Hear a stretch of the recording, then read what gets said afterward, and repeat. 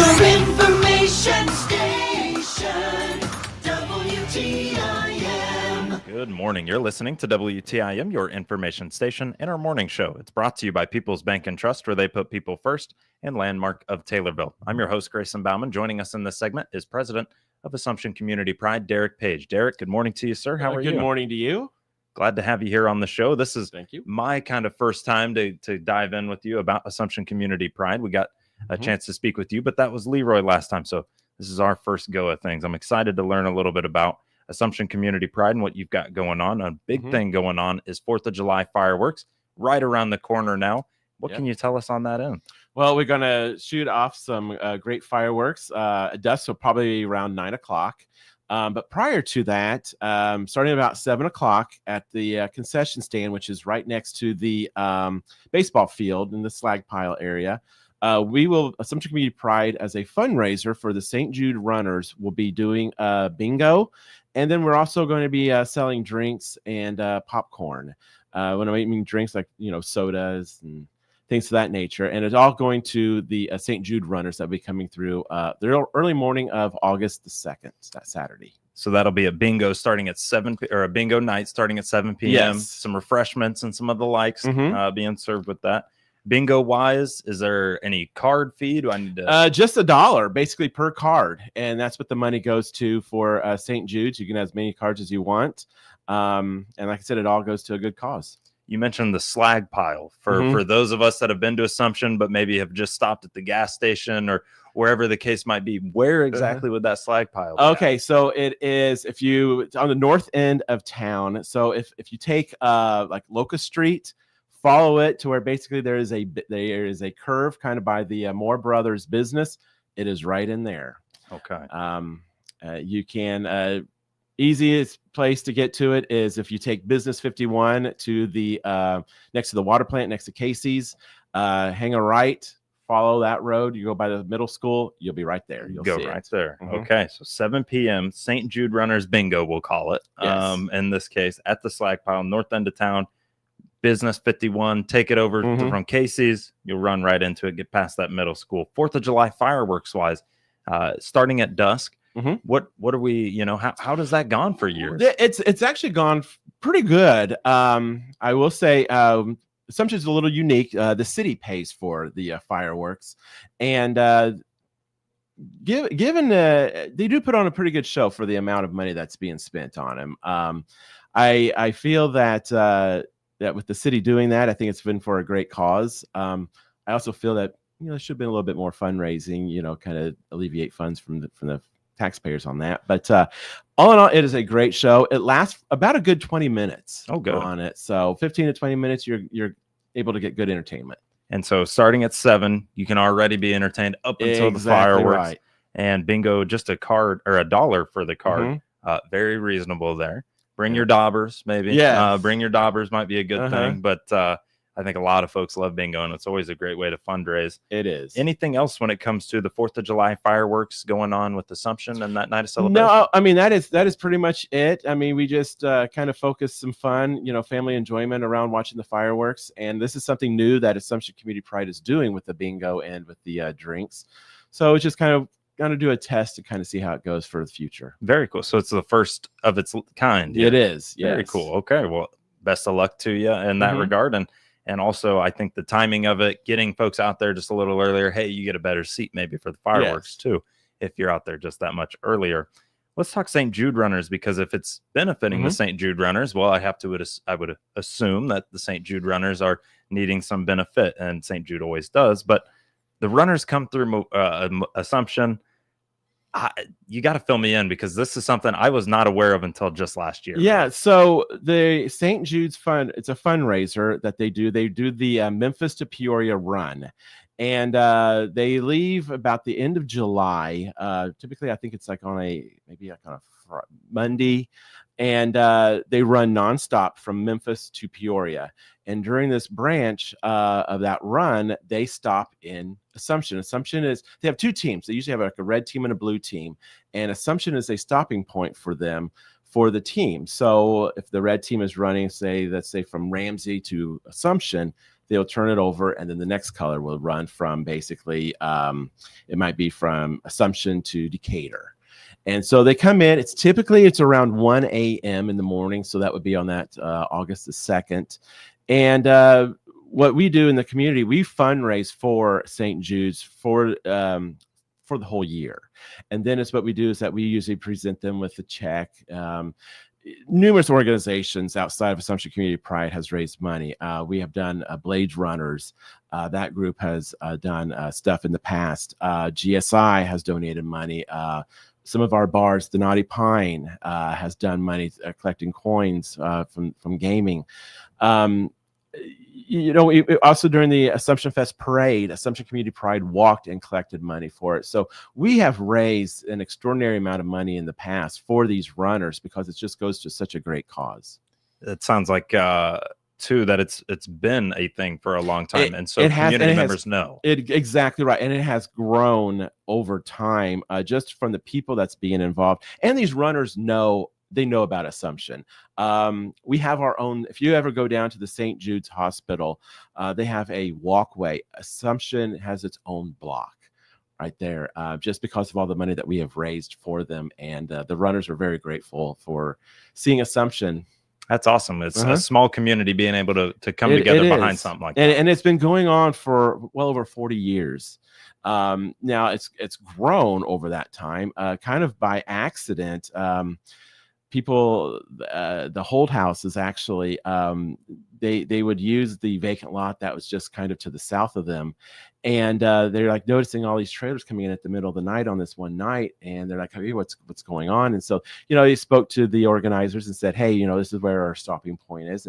And that kind of got the ball rolling for fundraising. So it's, I think just a town of 1,500 or so, we'll say, to be able to do that. Exactly. No, it's wonderful. It's boggles my mind as well. It shows that it's a great caring community, and it shows you that a small town, a small group of people can come together for a bigger thing. And that's kind of a message that I'll take from it there in that regard. So the Memphis to Peoria run August 2nd around 1 a.m. maybe. 1 a.m. Yep. You can come on out. We have signs made for all the runners. You can hold up a sign. The runner will find you. They take your sign. You get your picture taken with them and go from there. Oh, that's kind of cool too. And then present the check, and then on their way. They're on their way. Yeah, the whole thing lasts for maybe 30 to 45 minutes. Okay, give and take. So it's a quick stop. However, you still get a chance to exactly. Take those and different organizations also makes food for them. We have volunteers that make cinnamon rolls. We've had churches that's made sandwiches. So it also kind of refuels them for that next leg of the race. Memphis to Peoria is no short stint. And so breaking it up by teams absolutely makes sense to me a little bit there. We have got ourselves, a couple minutes before we take our first break, but this is a recent development that has kind of fully culminated and has now been put together, and the ribbon has been cut and we're ready to go. The Assumption Child Care Center. How important is something like this to Assumption? That it is very important, and we are very fortunate to be in partnership with the Assumption First United Methodist Church, and then also Kimmer Village.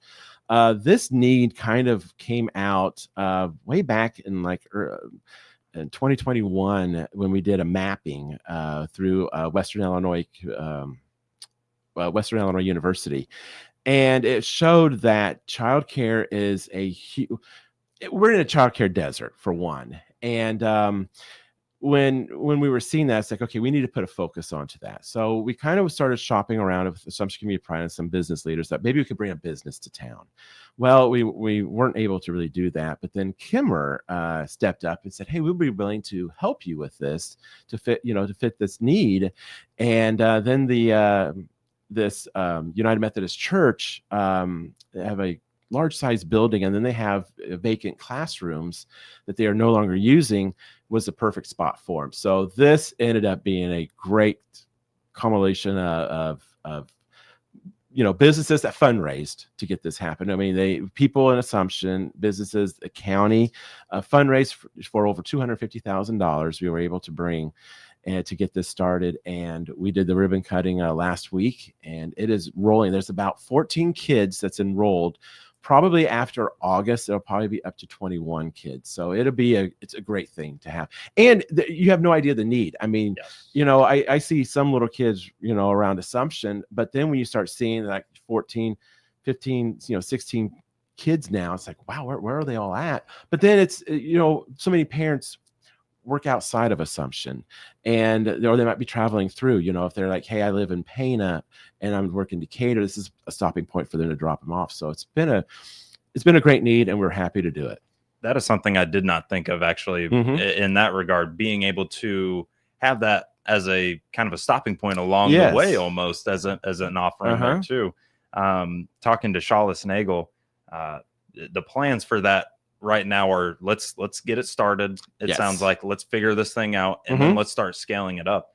Yeah, that most definitely. I mean, I can see this. I mean, we'll go, maybe 10 years out. I see this being its own facility. And it will probably be, I mean, I don't want to toot my own horn, but I could see Assumption being a childcare hub, having one of the largest facilities in the area. I think it's a great thing in terms of Taylorville being about, we'll say 10 to 15 away. Decatur being, we'll say 15 to 20 maybe away.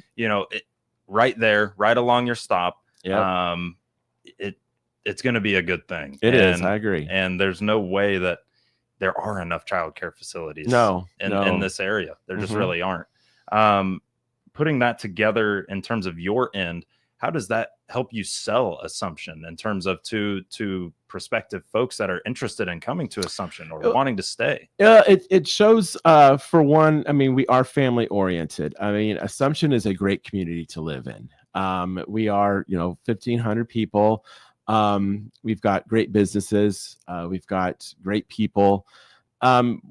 But then also we're moving forward. We have this childcare facility. We've got great schools, and we have these small, we have small classrooms as well with our schools. So, when you look at, Pana, Taylorville, even, if you look at Shelbyville, some of the, you feel like you're maybe getting lost. If you're in a classroom of 25 to 30 people, we may have a classroom that's more of 18 to 20. You feel like you get more of that one-on-one in touch.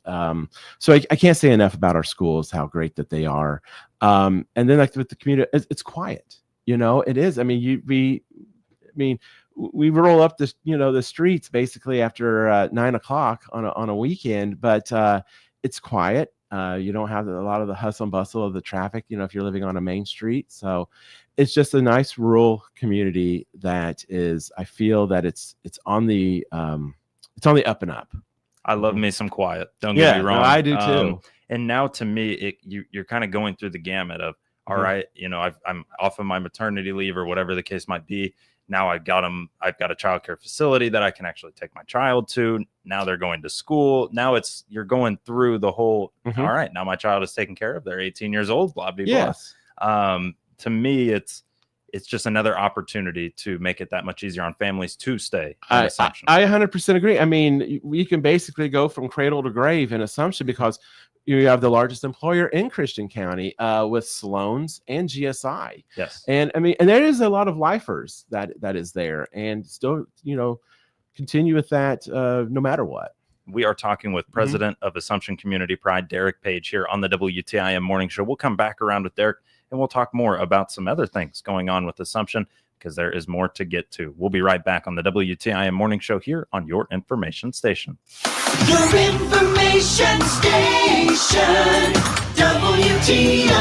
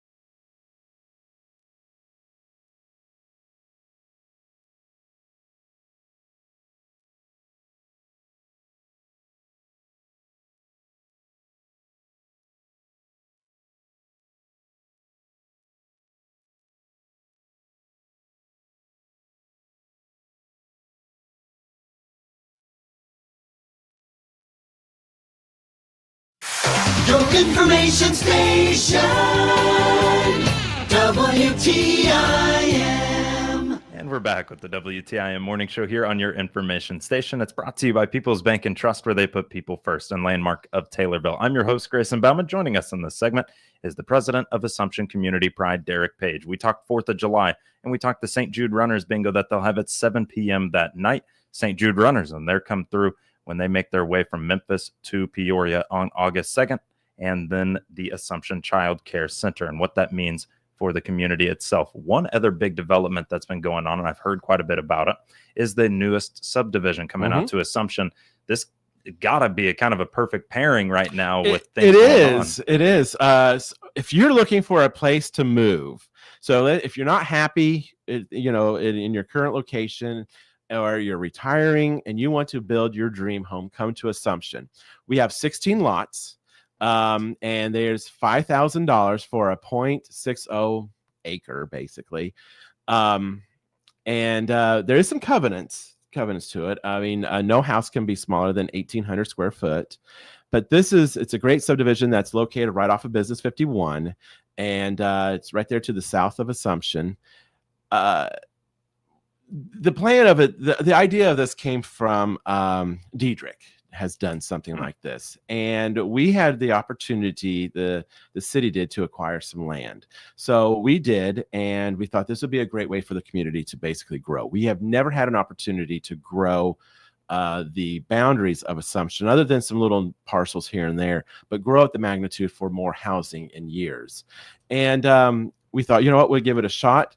We basically have done this through our TIF district. So anything that is being built within that subdivision, the funds from basically the property taxes will then go to our TIF fund, and then that is what's used for economic development within our community. So we have it posted. You go to realtor.com, or we have a contract. The city does a contract with Kara Hubner out of Brinkhotters out of Decatur as the realtor, but $5,000 can get you some land, and you've got basically 18 months to build yourself your dream house. And we've got a great partnership with the Ameren on buyback of our lighting that we have out there. Lighting's already up, so you kind of have an idea.